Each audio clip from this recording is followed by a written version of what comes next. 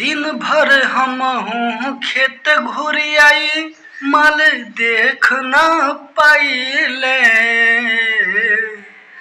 अरे कहाँ बड़ी चिलवा चिलिन धकलिया रे।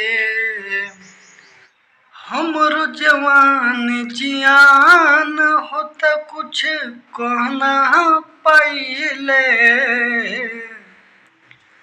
अरे कहाँ बड़ी चेला चलिन धकलिया रे।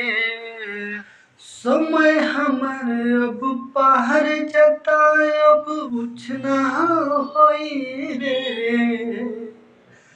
अचेला तुहरे बदौलत बानी चलिन धकलिया रे। मन कहबे है तमन तोके चीज खियाइब रे। अरे मौसम बनल बाहरे चला चलिन लिया रे। बासे में खूब बट बहल होई ओकरे बहाने रे। अरे कहाँ बड़ी चेला चलिन धकलिया रे। पैसा ली चाहे लहतली अरे दुनु दियाई रे।